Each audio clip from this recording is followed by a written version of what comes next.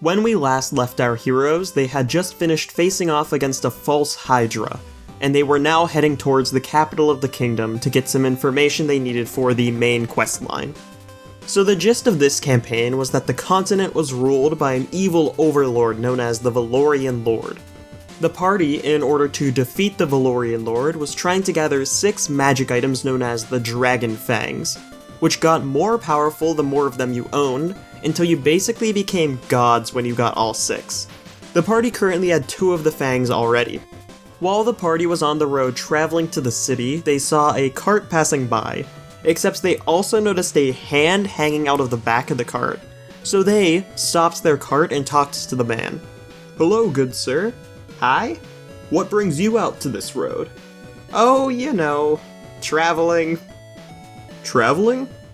"Yep, just gotta take my crops down to the market to sell them. Why do you ask?" "We know about the bodies." "Bodies? Plural? I thought I only had one." "You're under arrest. Put your hands on your head." "I'm not a criminal. I'm just riding along the road, and this guy comes up yelling, 'Give me your stuff,' so I do the natural thing and stab him real hard. And I don't want to be going around with a body with me, you know, because then people like you are gonna be all like, 'Put your hands on your head.' So I try to hide it in my cart, and I'm gonna dump it in a river somewhere." "Well, show us the body, and if you're telling the truth, we will dispose of it for you." The halfling agreed to this deal and moved the cloth from his cart, allowing the party to see the corpse. It's the dead body of a very, very old farmer who had 7 stab wounds in the chest. So as you can see, this hooligan attacked me out of nowhere and I had to defend myself. The party started getting fairly accusatory at this point, and the halfling began backing away while the party started to form a semicircle around him. Then the halfling's eyes suddenly went wide, and the party could see the blood drain from his face. The party turned around to see what he was looking at, and they saw the dead old man standing behind them with a smile on his face while holding the ranger's bag of money. The paladin dove towards him to try to grapple him, but the man jumped back with an unnatural amount of agility considering he looked 70 years old, and also had a bunch of stab wounds. I cast Hold Person on him. The spell doesn't seem to work, almost like he's immune or something. "Oh, it's this guy again." I throw a rock at him. When the rock hits the old man, his form shatters, and the party now sees a Rakshasa standing there. A Rakshasa is a humanoid tiger fiend with backwards hands that has the ability to shapeshift, and also is immune to all magic below 6th level.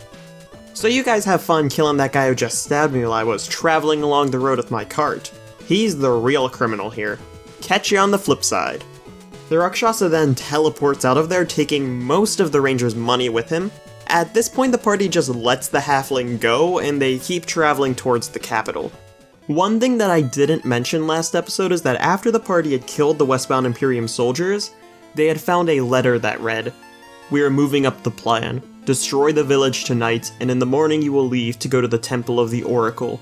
The Inquisitor will take your place on the hunt for the Fangs. Signed, the Valorian Lord." So the party went to the library and started researching everything they could about the Temple of the Oracle. While they were researching, Peter noticed someone on the other side of the street watching them. It was someone short, in a dark cloak and with bright green eyes staring at them. Peter ran out into the rain to chase down the person, but he was able to escape. But not before Peter saw a small silver sigil on the cloak, with the symbol of an open book. This will be important later on in the series, I promise. While Peter was out in the rain, the rest of the players managed to find out that the Temple of the Oracle was in the mountains in the far north region of the continent, and so they began traveling up to the city of Tarnstead.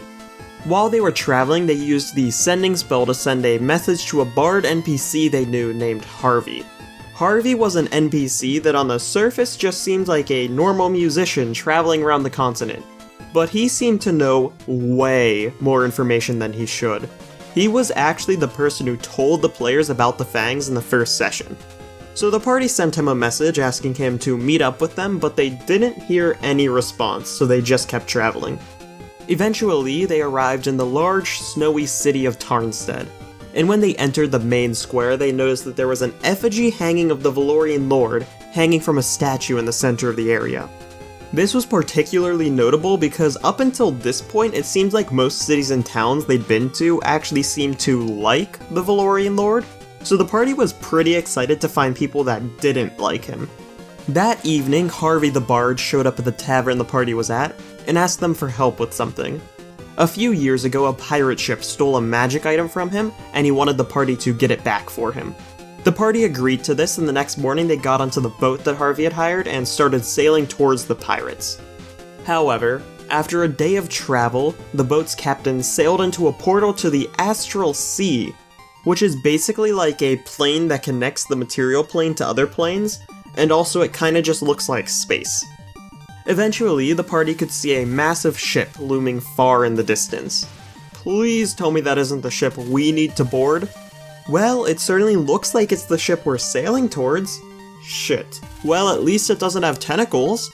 The players said this literally seconds before I described that the ship does in fact have tentacles, because the ship was a massive living creature that was controlled by a group of mind flayers. And also that I might have stolen from Matt Colville's live-streamed campaign, The Chain of Acheron. The party snuck aboard the boat and fought their way through the Mind Flayers and Gith until they eventually found the magic item he was looking for. It was a 1 cubic foot stone box that had a pentagram and devil face carved onto the top of it. The party brought this back to Harvey, and in exchange they got information about one of the fangs.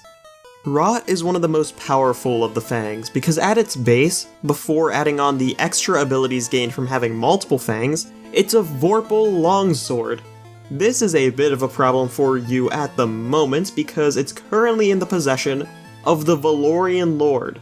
The party now realized that they needed to start moving faster if they wanted to stop the Valorian Lord from getting any other of the fangs before the final fight, so they headed towards the Temple of the Oracle, falsely believing that they were prepared for whatever was about to happen.